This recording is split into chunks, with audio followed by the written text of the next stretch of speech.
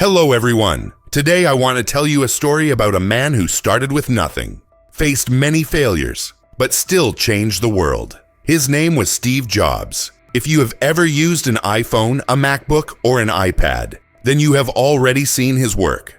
But Steve Jobs did not become successful overnight. His journey was full of ups and downs. His story teaches us about hard work, creativity, and never giving up. Let's dive into his life and see how he made history. A difficult beginning. Steve Jobs was born on February 24, 1955 in San Francisco, California. His birth parents were young and not ready to take care of him, so they decided to give him up for adoption. A couple named Paul and Clara Jobs adopted him and raised him with love and care. Paul was a mechanic and loved working with tools. He taught Steve how to fix things and build machines. Steve was always a curious child. He loved asking questions like, "How does this machine work? What happens if I take this apart?" His father once told him, "If you build something, make sure it is the best." These words stayed with Steve for the rest of his life. A rebel in school. Steve was very smart, but he didn't enjoy school. He often got bored because the lessons were too easy for him. He even played pranks on his teachers. But while most kids were just doing their homework, Steve was already thinking about big ideas. When he was 10 years old, his family moved to Los Altos, California. This place was special because it was the center of new technology. One day, Steve saw a computer for the first time. It was huge, almost the size of a room. But he was fascinated. He thought, "What else can this machine do?" That moment changed his life forever. Meeting a genius friend. In high school, Steve met a man named Steve Wozniak. People called him Woz. Woz was a genius with electronics. He could build amazing gadgets from scratch. The two became best friends because they both loved technology. Together, they built a small device called the Blue Box. It allowed people to make free long-distance phone calls. It was illegal, but it showed their creativity. Later, Steve said, "Without the Blue Box, there would be no Apple." Dropping out of college. After high school, Steve went to Reed College, but after only 6 months, he dropped out. Why? Because college was not teaching him what he wanted to learn. Instead of quitting learning, he took the classes that interested him.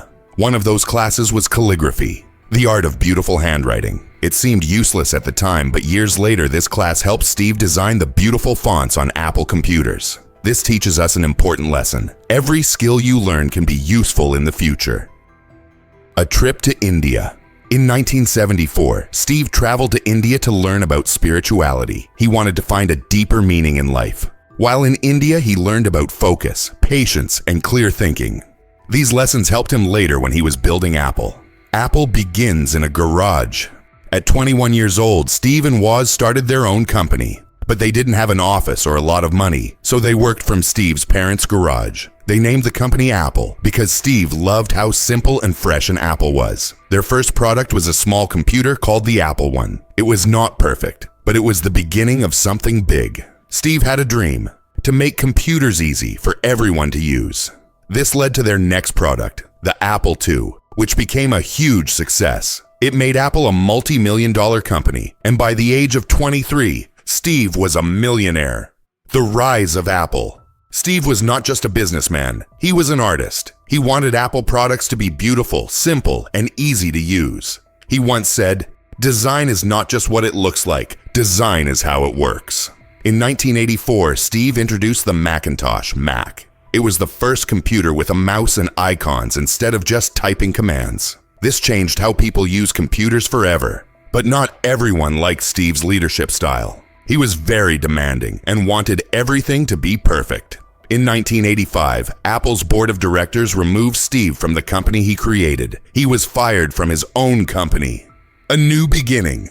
After Steve Jobs was fired from Apple in 1985, he felt lost. Apple was his company, his dream, and his life's work. Being forced to leave was painful and shocking. But instead of giving up, Steve decided to start again. He could have retired. He was already rich. But Steve loved technology and had big ideas. He wanted to keep creating. So, he started a new company called Next.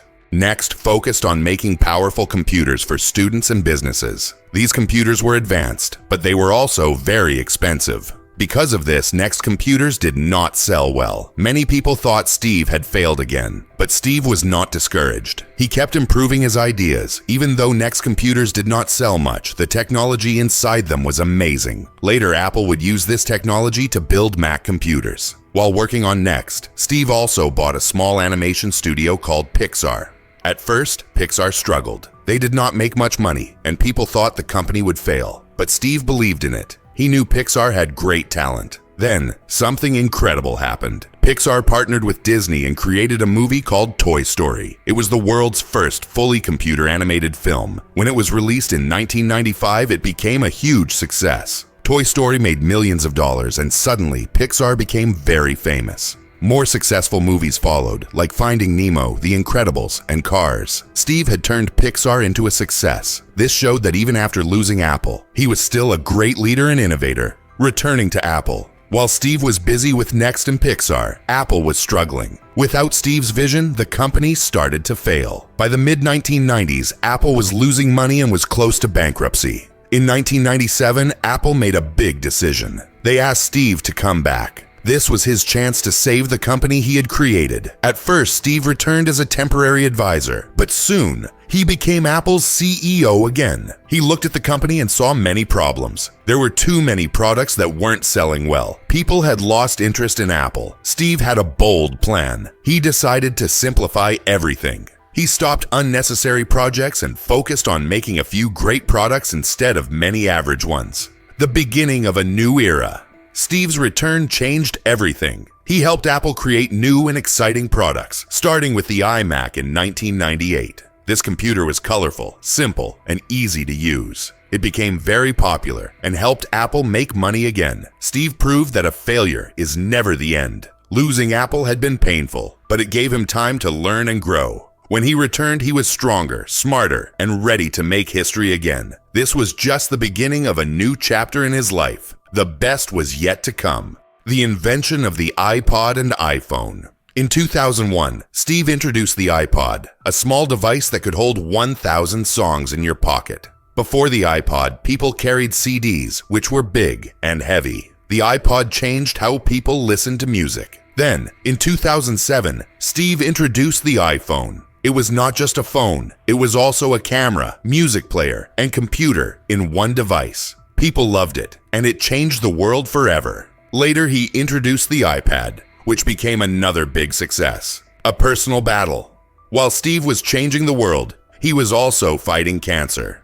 In 2003, he was diagnosed with a rare type of pancreatic cancer. Even during his illness, he continued working. He said, "I want to put a dent in the universe."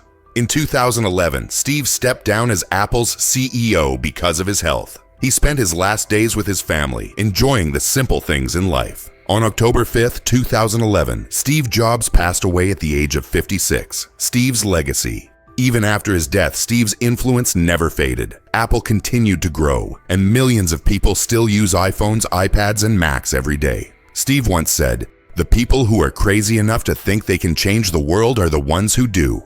And he was right. His life teaches us: 1.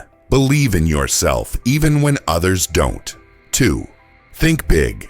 Don't just make things, change the world. 3. Never stop learning. Every experience is valuable. 4. Follow your passion. Work becomes meaningful when you love what you do. Steve Jobs proved that one person with passion and determination can make the world a better place. His story inspires us to dream big and never give up. So what is your dream? Go chase it.